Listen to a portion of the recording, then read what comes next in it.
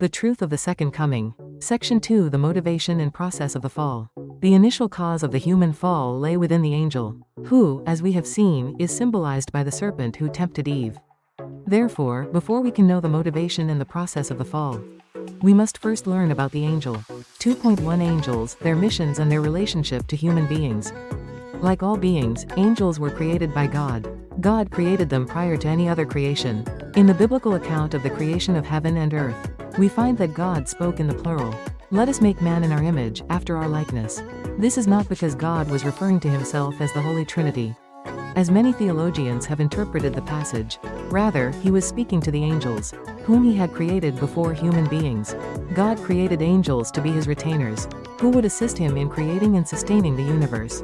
In the Bible we find many instances of angels working for the will of God. Angels conveyed to Abraham important words of God's blessing. An angel heralded the conception of Christ. An angel unchained Peter and led him out of prison and into the city. The angel who escorts John in the book of Revelation calls himself a servant, and in Hebrews, angels are referred to as ministering spirits. The Bible often portrays angels honoring and praising God. Let us investigate the relationship between human beings and angels from the perspective of the principle of creation. Because God created us as his children and gave us dominion over all creation, we are meant to rule over the angels as well. It is written in the Bible that we have the authority to judge the angels. Many who communicate with the spirit world have witnessed hosts of angels escorting the saints in paradise. These observations illustrate the fact that angels have the mission to minister to human beings. 2.2 The spiritual fall and the physical fall.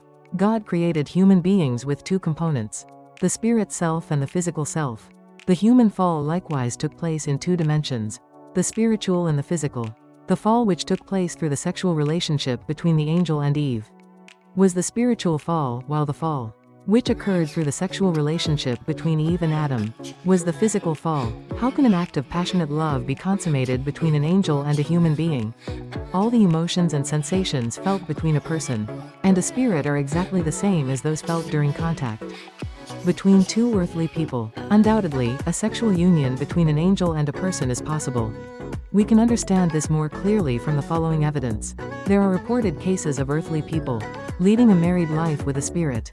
In the Bible we have the account of an angel who wrestled with Jacob and put his thigh out of joint. 3 angels visited Abraham's family and ate a meal of veal, milk and curds. Moreover, 2 angels visited the house of Lot and ate the unleavened bread he served them. When the townspeople saw the angels, they were excited with lecherous desires for them and surrounded Lot's house, shouting, "Where are the men who came to you tonight? Bring them out to us, that we may know them."